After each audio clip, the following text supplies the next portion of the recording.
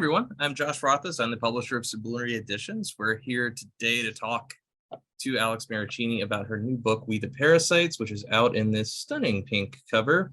As of this week, she is going to be in conversation with Alina Stefanescu, who is a friend of the press, a poet, writer, essayist, critic in her own right. Her work is found just about everywhere. Bomb, Furry Schooner, North American Review, World Lit Today, writing and poetry.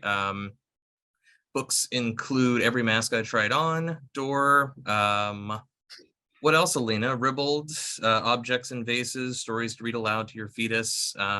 She is prolific. Find her on Twitter. And she and Alex will be talking for about an hour today. I think we're going to let those two go. So I'm going to step into the background here shortly. A quick intro on the book. So this is Alex's first book. I was exceedingly happy that she sent it to me and that we initially shared a lot of excitement about it. It was a lot of fun to plan this book, to edit this book, to design this book with Alex. I think it is a pretty remarkable statement for a first book, a book that is exceedingly ambitious in what it hopes to accomplish as far as repositioning criticism as a much more tactile and yes, sometimes even erotic exercise. And I will not veer too much into that territory of commentary because I want to let Alina and Alex cover all these bases. Alex, did you want to say a couple words before we get started? And then you guys can just go straight into conversation.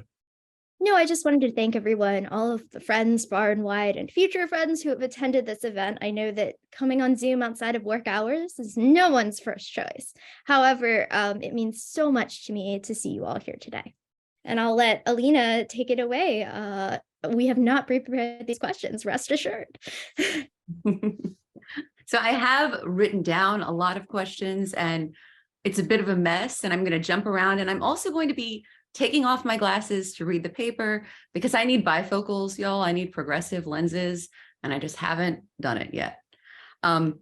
This book was so exciting to me and so many levels, not just textually, but intertextually and in its method and its motion, in the loquacious metaphors that Alex brings to the page, in the extension of those metaphors and the way the metaphors bite each other. Even the metaphors are parasitic, I think, in this book, which was fascinating to feel. I think that's the feeling of it, the sort of consistent devouring, the devouring motion. In it, you know, I think maybe Sontag is the one that everyone would credit with saying that we know criticism now doesn't give us the reading of the text. In the questions that I ask, I'm not going to be giving the reading, but it creates, as Alex does, a different text, right? You're creating a new text every time you criticize or critique. And I think I wish that were more acknowledged in criticism. So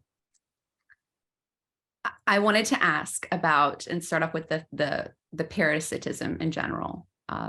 And the way in which you use this metaphor. You acknowledge that you are not really a good parasite because you're visible. A good parasite is invisible. A good parasite is something that gets away with it, no one notices, and you are visible. And I was wondering if you would talk a little bit more about that, how you meant it, how you realized it, how the parasite came to you as a metaphor.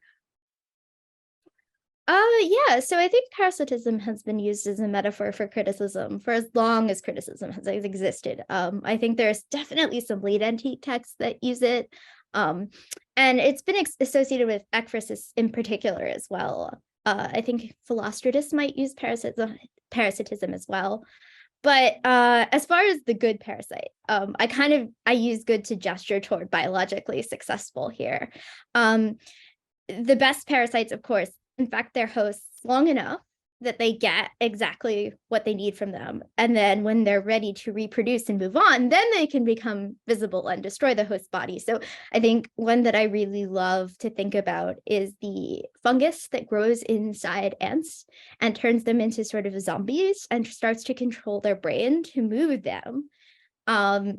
And then eventually it does kill the ant, but it keeps the ant alive long enough that it can get inside the colony of other ants and sort of use the ant's body as an extension of itself. And that's a particularly extreme example. There's also a truly stomach-turning video of, there are many stomach-turning videos actually, but this one is of a praying mantis with horsehair worms inside of it.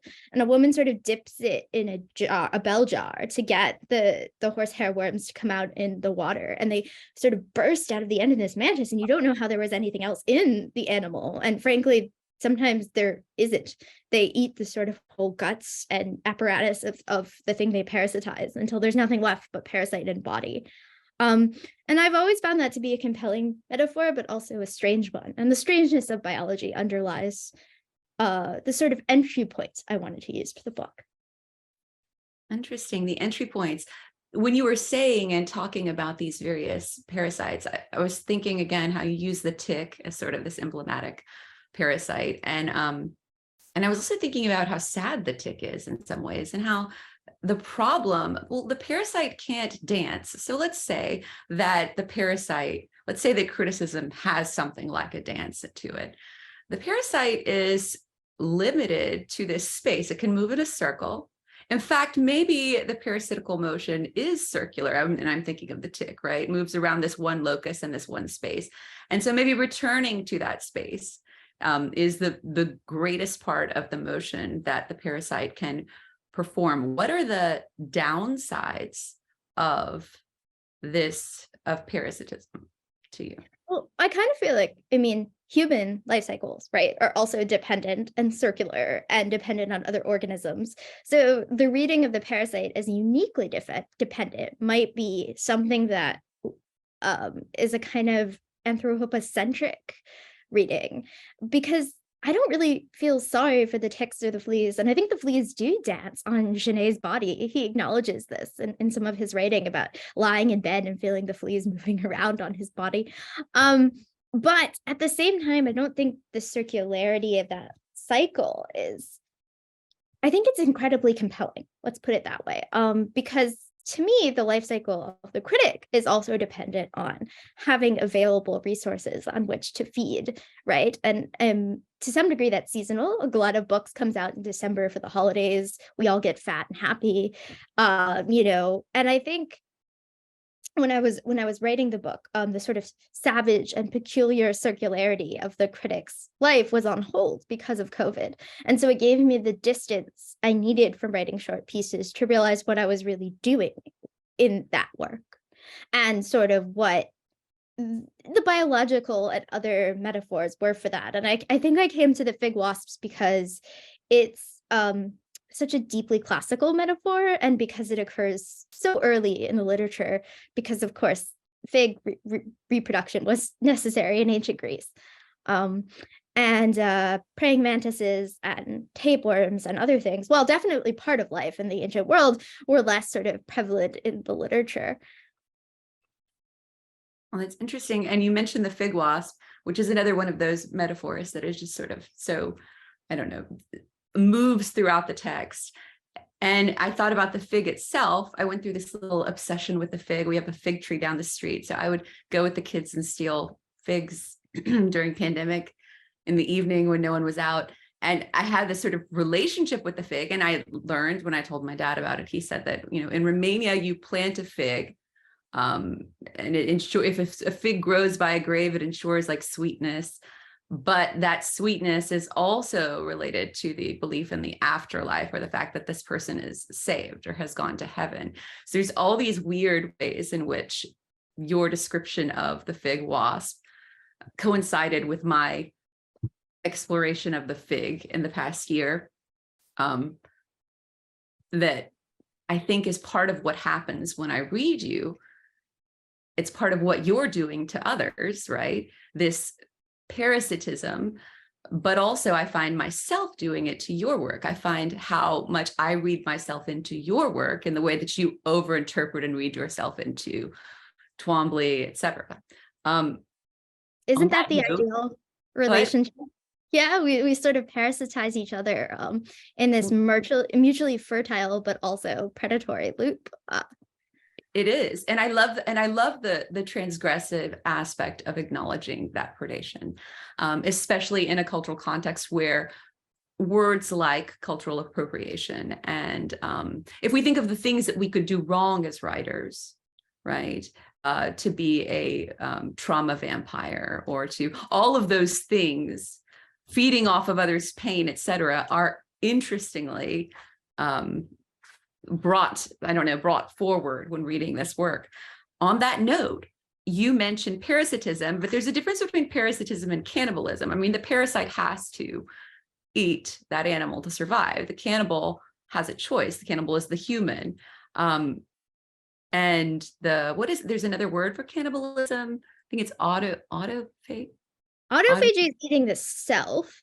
I mean, it could be anthropophagy, could just be the correct, because of the Greek.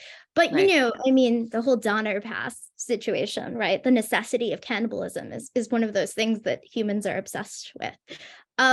But yeah, I mean, the choice to consume, I mean, it is perhaps a sense of cannibalism that we find in literature, because it is also the taboo, the forbidden. How often do you get to live inside someone else's life? You're crawling inside their skin when you read a novel, right? And this is akin to feeding in various ways. I'm not going to say it's totally distinct from cannibalism. I did not think cannibalism was the most exact metaphor, because I think a reader and a critic are both extremely different species from the novelist or the painter or whatever. But I also wanted to blow up the preconception that criticism was a second order art, that there's first and second order art, and that second order art is somehow inferior or not as significant in virtue of its referentiality. And I think the flea is just as significant as the dog, right? And I wanted to see a world in which people consider the books about fleas, the books written by fleas, and they're a little flea language, because of course in the flea library only the fleas matter. The infinite hexagonal libraries of bees, etc. We are the creatures that feed, and I wanted criticism to be central rather than peripheral. Yes, and that comes across in this book. Why is this book not a work of art, or why is it? I mean, can it be can the distinction be collapsed entirely somehow between the first order and the? I think it depends on if you're a Platonist, right?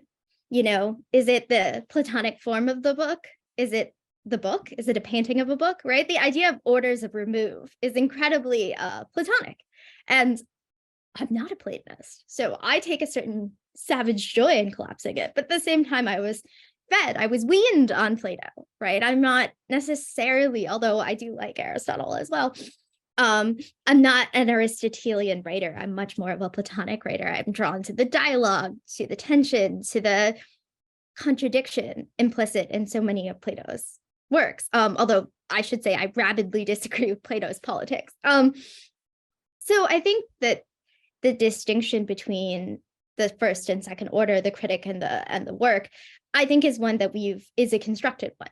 Because of course, Twombly's paintings that play such a role in the book are themselves deeply referential and deeply, they wouldn't exist without what they're predicated on. The histories of Alexander by Arrian, the Homeric myths. So at what point do we declare referentiality to make something not art or not first order art? And I think as a society, we've sort of, especially in the Anglophone world, run away from erudition, run away from dependence on references, run away from requiring people to know.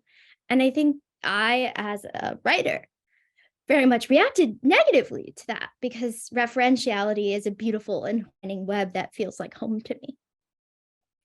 I think it is home. I mean, in so many ways, bless you. Oh, yes, I'm just grabbing a paper towel. I'm so you're sorry. grabbing. Okay. Oh, no. I hope you're not having an allergy. Oh, no, I'm not. No. Okay. And I'm not being parasitized, to my knowledge. Okay, well, that's good. I mean, it's always good if you know if you are. Well, I mean, especially with tapeworms, they cause people to be anemic. The myth that ingesting a tapeworm will cause you to lose weight is actually false. It will just deprive you of nutrients. Don't try it. I know this is a thing. Oh my Anyway, gosh, how is this a thing? I'm just like, the world is sometimes weird, okay? it's scary. That is scary to me. That is wild. One thing that I noticed or was curious about is that you are constantly establishing sort of an intellectual kinship or relationship with the books that you've read, the works that you appreciate, the work in which you feel yourself and see yourself.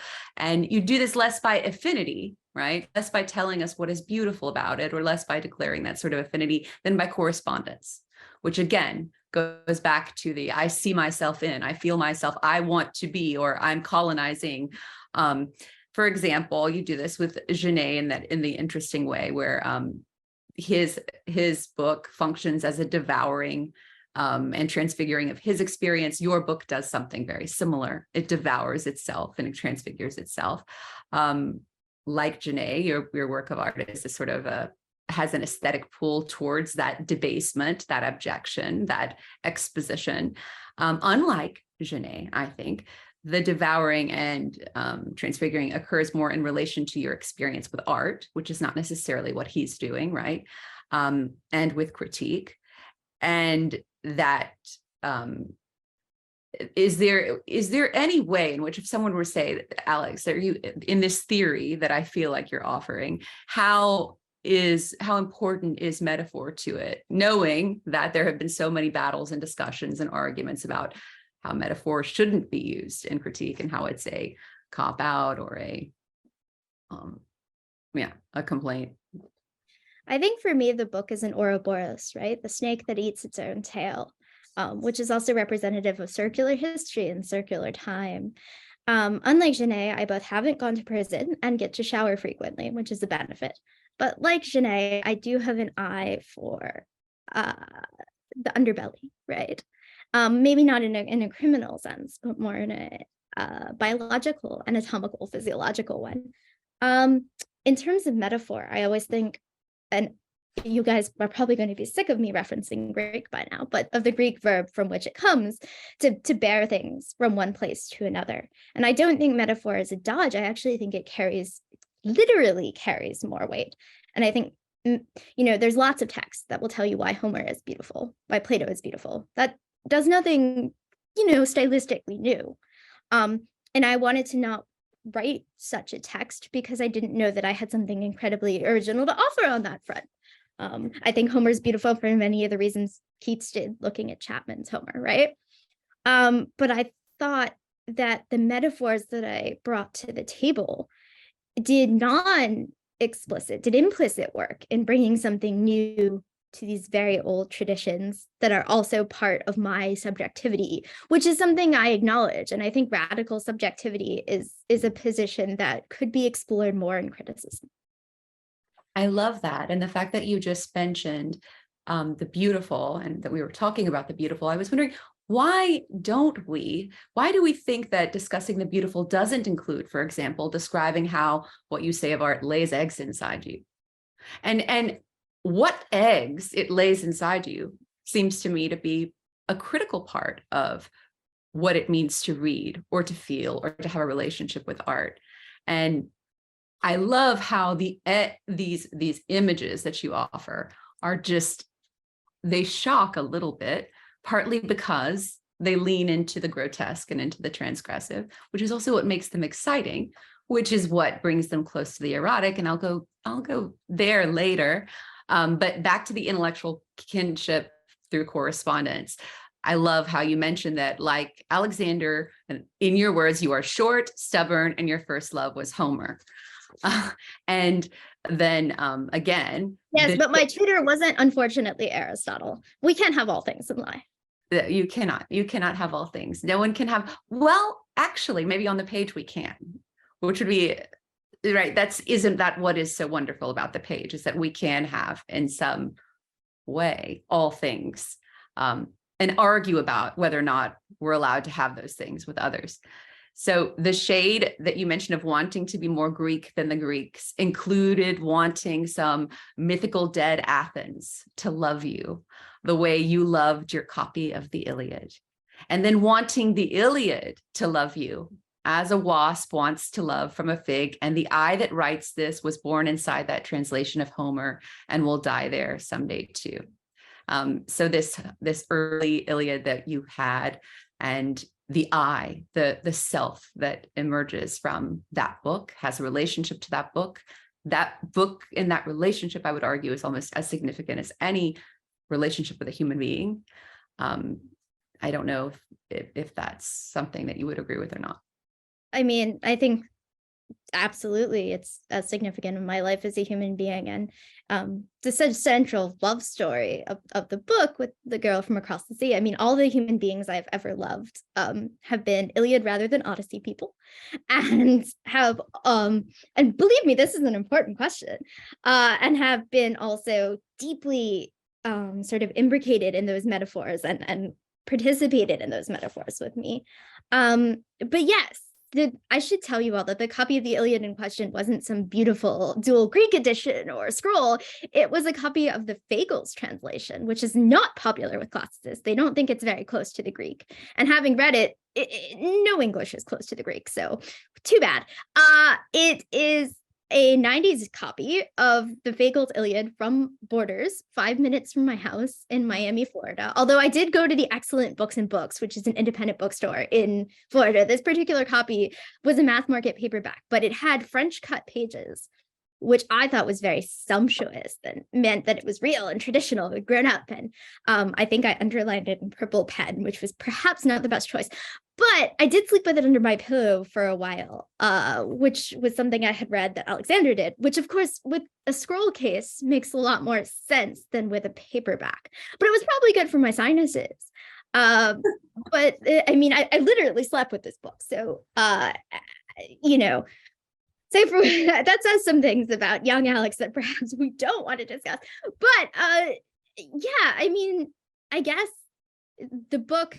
So the remark about being more Greek than the Greeks was at first a historical reference to Philip, Alexander's father, conquers Athens, and Macedon sort of wants Athens to recognize its supremacy, to recognize them as Greek, to recognize Philip as their king. But it doesn't really happen for them in the way that they would prefer. And then when Alexander goes on campaign in Persia, of course, he's very Greek compared to the Persians. So in a way that affirms his Greekness, the contrast of what most Greeks called barbarians. But of course, it's very complicated because Persians were actually part of like Lydian society, Greek society in many ways. But then there is this point in my life quite early where I decided I wanted to have a classical education. And I loved these texts incredibly, wholly, truly. And they formed who I was as a person, as an adult, as a critic. As a person who encounters art, right? And, you know, part of love, I mean, and I mentioned Keats's Chapman's Homer earlier, but it's to wanting to inhabit, to become, to feel the thing running through your blood. And it's very visceral, right? And so while it's not sort of akin to love for a person in terms of types of love, it's an eros and it is a philos, but it's a different kind of object. And you would use the nouns differently in Greek for an object or a person. So yeah, I think in terms of being transformed by the classical tradition, but also being consumed by it and in turn consuming it, the book is in effect a tribute. It is a laurel on a grave. But it is also, you know, filled with honey and incense and perhaps the corpses of 100 white bulls, as would be most classical, indeed, a hecatomb. Going back to what you said about love, I was reading this article this morning that's in the White Review in the recent issue. And there's a quotation from Baudelaire's Private Journals where he says, "Love is the desire to prostitute oneself. There is indeed no exalted pleasure which cannot be related to prostitution." And by prostitute oneself here, he's meaning to lay oneself bare, or the desire to sort of be abject or to throw yourself at the feet of the beloved. This gesture, this throwing oneself at the feet of the beloved, and the erotic aspect that is involved in the, I mean, I guess abjection is one word. I would argue it's more complicated than that, but that's the word we normally use for it. In the same journal, 2 lines later, Baudelaire says, "What is art? Prostitution."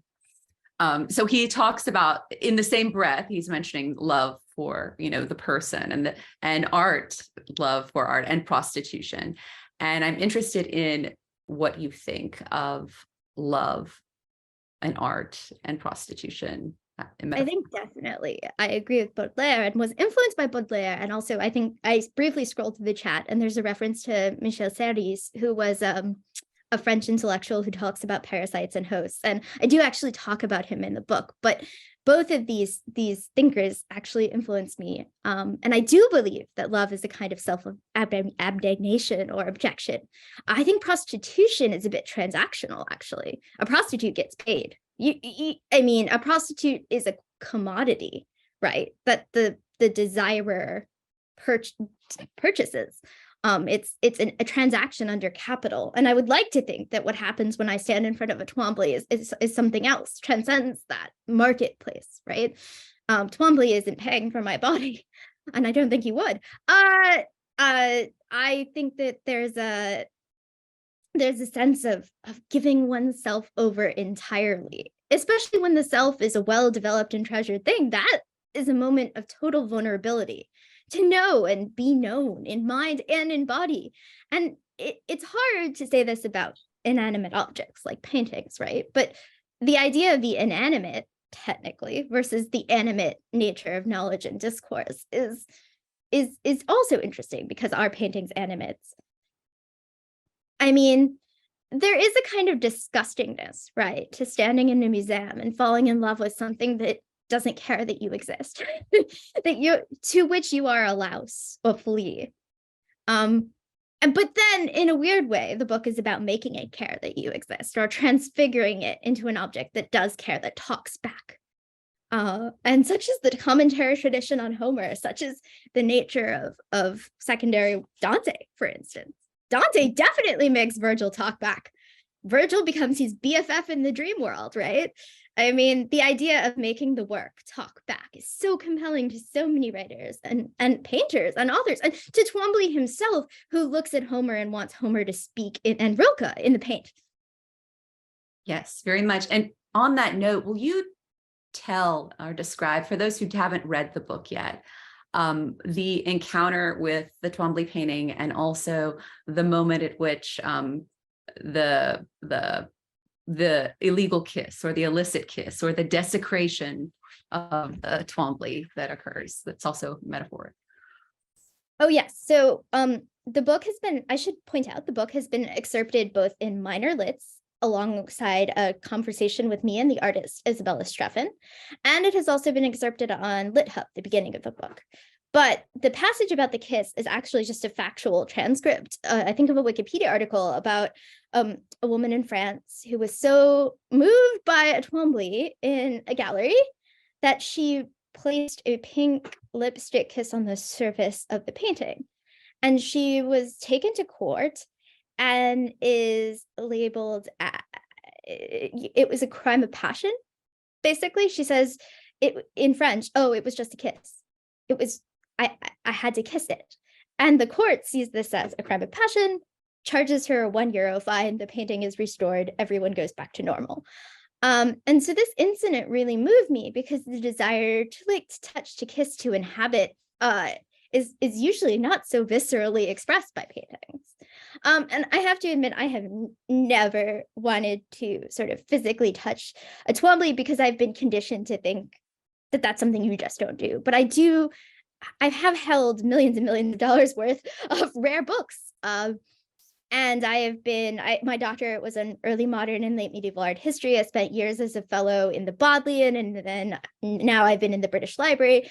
And the desire to contact art, when you hold a piece of vellum in your hands, and not only do you feel the hair and flesh sides of the animal it came from, right? In the case of vellum, and it's cow, parchment, it's sheep. And the less fine the quality of book, usually the less scraped away the hair is, that you can feel that. And that is an experience that nothing can replicate, and that I want to give to my students. Even though many manuscripts are digitized, that experience of holding a book, of smelling 16th century rag paper, of feeling the lines of where it was laid on a wire frame, and to be honest, if someone would let me touch the loops on a Twombly, if there was a safe way to do it without hurting the work, I would. Especially the Bacchus paintings and the Tate that are just those big loops. I would just love to move my hands along the lines of the paint. Because there is something in touch. There is something in the kiss, in the lick, in the feel, that the tactility of it isn't just a metaphor. It's another sensibility through which we perceive. And the phenomenology of touch extends so far into the medieval Christological tradition. It's something I've read a lot about, but it's not something I saw extended into the modern world as much. So I brought it into the book. And in fact, I did kiss one of these when I got it, to see what the cardstock sort of tasted and felt like. Didn't really taste like much. So just so you know, you can, and it will not hurt you. But the idea of leaving a kiss, a mark, and the book is perhaps a kiss, a mark, maybe a hickey. I'm smiling because it reminds me of how I think we've joked about you being my internet wife.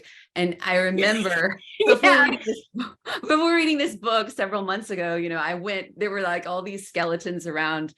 It was Halloween, and there were all these skeletons in the neighborhood, and the kids wanted to see them. And I just was wearing this garish red lipstick. And so I kissed all these plastic skeletons that belonged to all these people. And I put a picture of it on Twitter, a couple of them. Like their faces just looked probably liked it.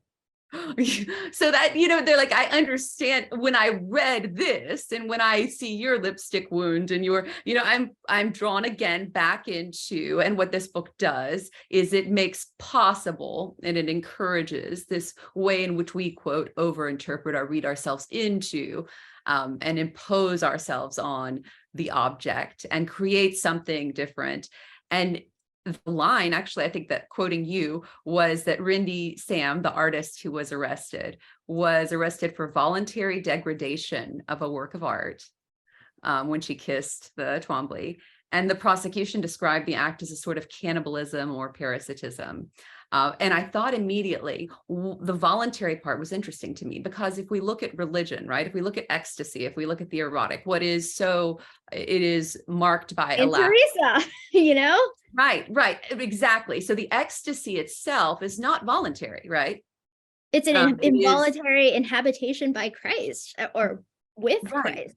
Why is that not art? Why is the ecstatic response to art not encouraged, both in criticism and in our relation to some degree to it? Why does it have to be the case that Rindy Sam wasn't just ecstatic, rather than this voluntary degradation?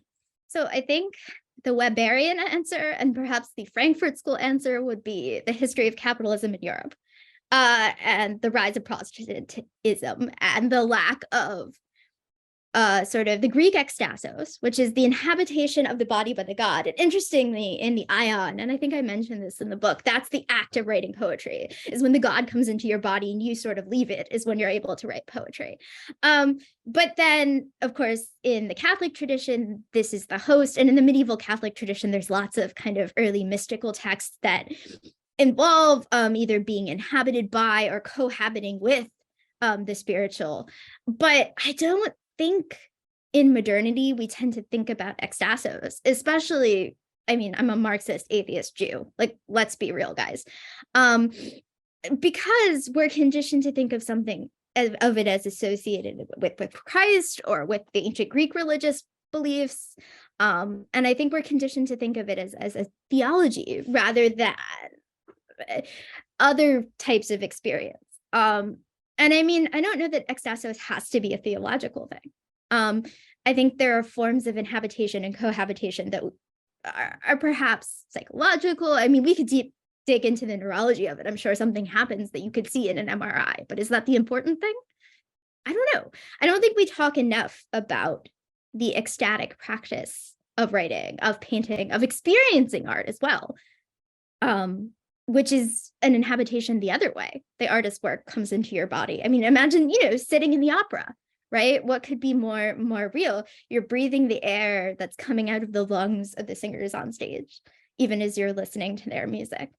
And that, from a Greek perspective, from a Christological perspective, from a sort of modern perspective that's post-Weberian is a life force, is a physis. I'm writing about Aristotle's physics right now, so I can't stop saying physis. I'm thinking about matter and what entails life. The mention of the ecstatic made me think now again of the kiss on the envelope to the girl over the sea. And what's interesting is that you say at some point, you know, that you are covetous of people. You have a different relationship. You want everyone to love art. You want everyone to be as obsessed and to feel it the way you feel it. But the people, you're covetous when it comes to that other person. And then I realized that by the end of the book, I was a little bit in love with this girl over the sea. And you had given her to me as a reader, and I say me because I read it as me. It's very much a book that talks to me. It addresses me as me. It draws me into a we, right? And you know, I was like, is this a betrayal? Is it a betrayal that we are allowed to love in some way this, or to be part of this erotic imagining? I mean, I don't think so, because I talk about how criticism is at some point a jealousy, but at other points a sharing, right? And part of what I felt about the girl from across the sea was that she was, you know, sharp north to my declining west, the other golden point of my compass, the morning star to my evening star, and no one else could be that to me or to her, and so it was fine in a way that, you know, other people could inhabit that love, could parasitize that love of mine, because that's not the essence of the thing, right? The essence of the thing is that feeling of being known and of being consumed with the knowledge that one is known. That you would, the feeling that I think Homer would say, that you would know this person's steps even from beyond the afterlife in a field of asphodel, right? How powerful is that experience, both with art and with people, of knowing that you would know it in your sleep, in your death. And in fact, this comes from the Iliad, when Achilles is sitting with the corpse of Patroclus, and he won't burn it. He's, you know, dragging the corpse of Hector around it over and over again. And Patroclus comes from the afterworld and is like, you have to let it go. You have to stage the funeral games. You know, you have to let me go to the afterworld. And so that moment of saying love is both philos, not eros, philos, which is the Greek word for love that is not necessarily erotic, which is why we don't always talk about the Iliad in erotic terms. But philos is, which is also in philosophy, the love of knowledge. Philos is being willing both to know intimately, to know entirely, to feel connected across worlds, texts, and ideas, but also to walk away when you have to walk away, to break the link between the worlds of the dead and the living. We have to walk away from Homer. We have to walk away from Twombly. You can't spend our whole lives on the same works of art and the same books, because as readers and consumers, we're voracious. And of course, can we spend our whole lives on the same people? Yeah, possibly. But we love many people in many different ways. And that's, I think, one of the things the book is a coming to of, an understanding of. And my love is just in the book, a thread, a template in a larger woven tapestry of kinds of love and ways of loving. So in a way, it makes me happy that you got to participate in that, because my whole goal, I mean, in a way it was a love letter, right? But in other ways, it was a love letter to the love letter as an idea. It is definitely a multi-level love letter. And I mean, what is queerness but like a love letter that is so faceted that it can't quite be pinned down? Absolutely. Right? Right. Absolutely. I support that relationship that you enunciate between desirousness and criticism, and between the object and the critique itself. And I love how the sort of how the reader's thrown off with lines by lines like, we have a tryst when you read this. right? And so there's this movement between the we, there's the movement between the art object that you sometimes speak to, the poet, the girl across the ocean, always moving, and then the reader, and then the we, and one is struck by the riskiness of that open invitation, I think, and the seductiveness of it. So let me pretend now that I am a demonic Puritan and I'm setting up your pyre. Oh, that's so you, Alina. It's time. It was time. And I'm very interested. I have to ask, well, you're going to be indicted for seducing. That this is not writing. This is not serious. This is just seduction. What is your defense? Oh, I would make no defense. I would say, burn me at the stake, look me in the eyes, light me on fire. I mean, what is literature but a seduction? I don't think there has ever been the pretense that literature isn't a seduction. And the beginning of poems and texts is so often, listen, sit down. It's sort of an order to the reader. That's like, pay attention to me. And I just was honest about the book. I didn't lie that I wanted my reader to love the text and to love me. I love that you did that. I think there was a criticism somewhere that I read. It wasn't a criticism, it was a very favorable review, but it was just a note somewhere that, maybe, and I wish I could quote it exactly. I think I wrote it down somewhere in this mess of notes that I have, but maybe Alex is trying too hard, or it's too defensive. That was the word. Too defensive, and the erudition is too defensive. And I wondered why it's defensive. I guess I was stunned by that. I wondered why it's defensive. I didn't read it as defensive. I didn't hear any.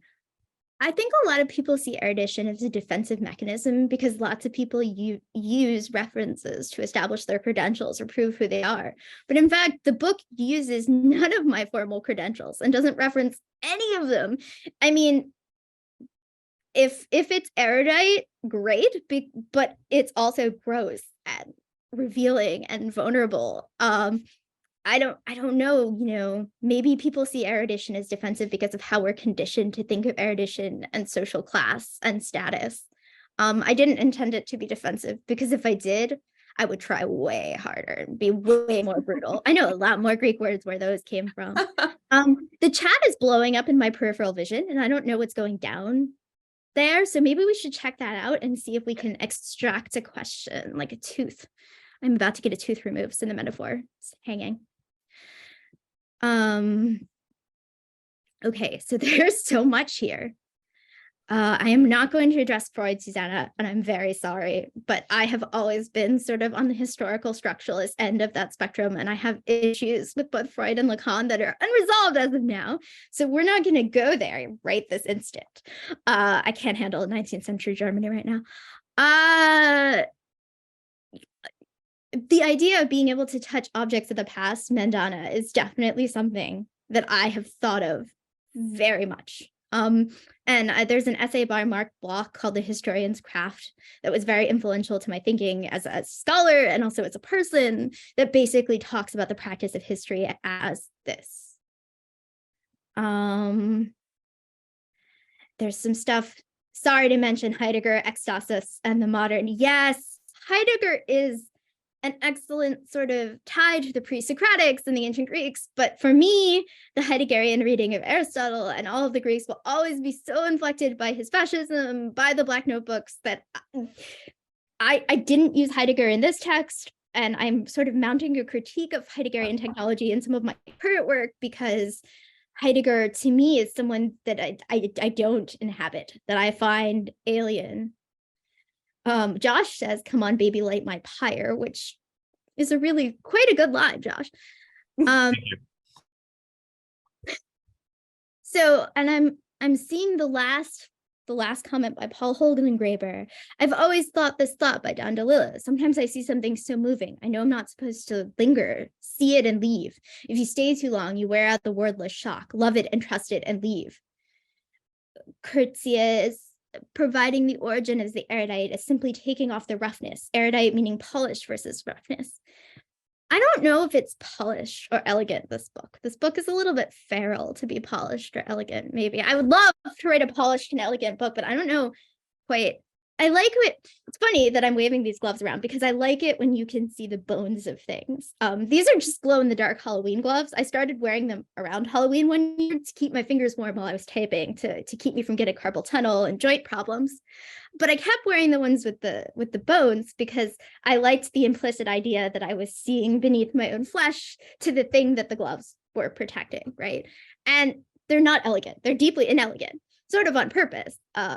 And I like seeing into this kind of skeletal understructure in text that isn't always elegant, but is always interesting.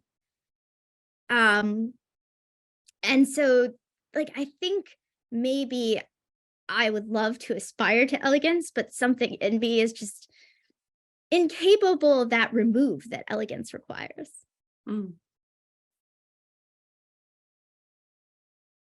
The object. Did you have more that you wanted to look at there, Alex? I mean, if you would like to bring something up from the chat, I just like briefly scrolled through and tried to sort of process very quickly. I didn't. One question that came via Paul, he quotes Kafka, who says, "I usually solve problems by letting them devour me." And he asks, how does Kafka's thought resonate for you? I mean, I think it's both true in the sense that I am utterly consumed by my work in a very unhealthy way. When I go to write a lecture, not just my literary work, I mean, I have no work-life balance. It consumes how I think. But at the same time, I devour it. There is a mutual devouring, right? So I don't think I'm just being devoured. I think I'm snacking on it, so to speak, for a good month. It takes a couple months of processing, chewing cud, maybe like a cow is the less sexy way of thinking about that. But yeah, I think there's a mutual devouring in writing, at least for me. It involves, a period of inhabitation by ideas. In this case, I'm thinking about Aristotle and also Friolian poetry and Pasolini, right? And there's a point at which this inhabits you completely, and you get taken over by it, but then you turn it around, right? And you think, what do I think of this? Yes, I've read Aristotle, I've read the physics. Okay, there are lots of people who've read the physics. What do I bring to bear to this? What does my consumption result in? Did someone, I think Mandana Chaffee has a hand up. Just a quick question, and I don't mean to take this really outstanding conversation off the rails, but I'm wondering, given how much of a solitary process it must have been to put all of this together and all of yourself into this, how is it now that it's kind of in the real world and people are talking about it and you're talking with them about their impressions? Is it making you feel differently about the work itself? How is it changing all of this for you? Or is it too early to answer that? I mean, seeing the book as a physical object was incredibly strange because it's like seeing an organ outside of your own body or something. The book was originally written without sort of the hope or knowledge that it would be published, right? I mean, I wanted it to be, and it was written during the pandemic when we were all relatively isolated. But at the same time, there's still a strangeness to it. And I kind of feel like I have to step back from it and consume it again, so to speak, devour it my own self to understand it. Maybe in 4 or 5 years, I'll be able to come back to this book and read it as a different person. But right now it is both too close and too far, if that makes any sense. That makes absolute sense. And congratulations again. Thank you. And I'll turn back to Alina, who surely has something on her 10 pages of questions. Ridiculous things, really. The part where you mention, I keep thinking about the various allusions that you make and the various images and the way that they sort of keep stringing together as I read. Now I'm reading Michel Léris. I don't know how you pronounce it. I haven't even looked it up yet, but he's so interesting. And I find you and him strangely enough, particularly in this passage where he talks about relics not being the only kind of talismans. You mentioned the relic in the Cathedral of Notre Dame required the relic of the crown of thorns, nice, to be consecrated. And because the relic activates the cathedral. I thought of the kiss on the letter as a sort of consecration. I thought in a way how the illegal degradation kiss of the Twombly also consecrated it. It was a consecratory act and created another object, but also in relation to the sanctity or the sacredness of that somehow. The academic in me has to point out that the cathedral being activated by the relic is stolen from my medieval scholarly education.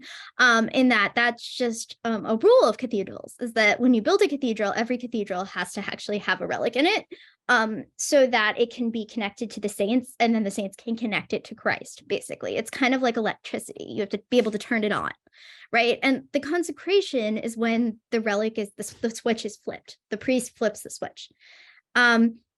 And I think that there's a reference to that for sure in the kiss and the kiss on the letter. There's this sense in which like medieval Christological thinking about objecthood becomes a lens through which I see lots of other things. And the kiss is, of course, sort of like the consumption of the host in many ways. I mean, again, I spend a lot of time, I've spent more time with Jesus than many candidates for the seminary, and yet somehow remain an atheist Jew. But such is the byproduct of a certain kind of education in medieval studies, that you start to think about these things in other ways, and the ways in which they're layered into the world in non-Christological thinking. That the relic and the talisman and the way in which some of the objects serve as talismans that come back, and the way that you create a sort of sense of the sacred or the special or the set apart. In the keeping, for example, I thought, well, we don't have time to get into Sharon. We've got like 3 minutes left. Oh no. Right? Is that right? I don't know. I wasn't keeping track. Oh my God. That is right. So we've got maybe one more question, then we'll say some goodbyes, have a cry. Okay, that's ridiculous that we've only got one more question, because I was going to ask you some really horrible things and now I can't. I have to ask you something nice. How is what you're working on now related to this first book?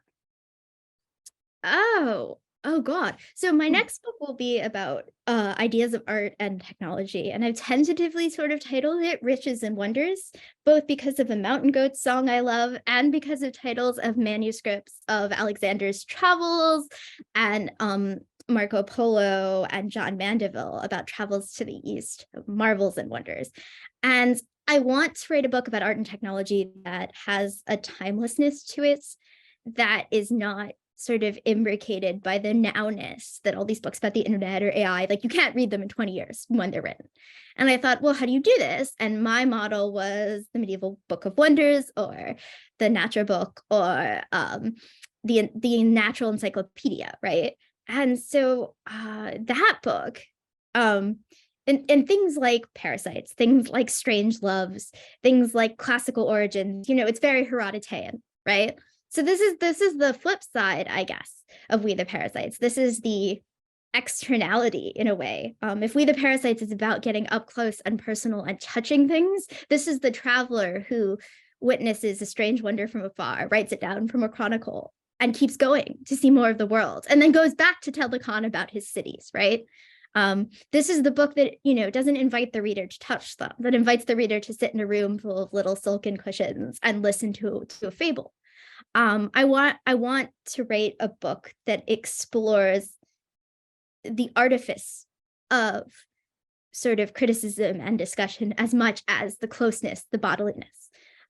So while We the Parasites is predicated on sort of a single body, my body, and the ways in which it interacts with all these works throughout art and history, the next book will be so much more about capital and economy and technology and how it is leveraged on many bodies and many worlds.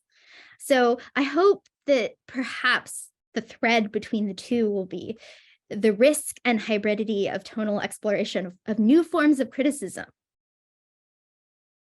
that ask questions in ways that aren't typical of books about the subjects on which they're on. And they're not academic books. They're not, they're not commercial nonfiction. They're not necessarily easy categorizable things. This is not a memoir, but what is it, right? And so the room between categories is something that will interest, I think, all of my work for my entire life. Thank you, Alex. It was an honor to get to ask you questions, an honor to read this book, and an inspiration. So, well, thank you so much. I mean, I feel likewise about your work, which is why I was so excited to talk to you, and that we share so much a sensibility. I think everyone wants to see my cat before we go. Because Yes. he's kind of internet famous, and I get that. So I'm gonna wake him up and he's going to be mad. But we're gonna go from the very highbrow register of the book to the very lowbrow register, the fact that I have a 17-pound cat that everybody online really, really loves, and I'm a very online person. And the cat was not in the book was not dedicated to him, and he has been grouchy about that for a long time. But Alina sends me pictures of Brodsky with cats.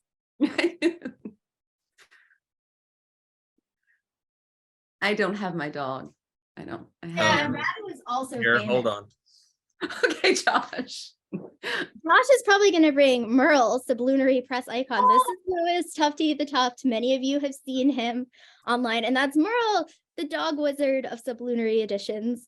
It's funny when you read about parasites, but you really, really, really have a pet, and you really, really, really would not want your beautiful pet to get fleeced. But I want to emphasize how grateful I am to all of you personally for being here tonight, and for being here for this conversation, and for sort of witnessing the birth of this book, which I hope will be the first in a kind of line of hybrid works. So thank you again from me and from my currently sleepy and confused cat. All right, thanks everyone. The recording will be up a little bit later this weekend. If you'd like to share it with anyone who missed, or if you came in late, or just want to relive it. But Alina, Alex, thank you so much. Alex, congrats again. I'm so excited to have this book as part of the. And thank you, Josh, for bringing it into the world in such a beautiful design and form. Happy to play midwife to it. Wow, that was visceral. We can't even discuss it. All right. Good night, everyone. Parasite is just a whole nother thing. All right. Take care, everyone. Thanks.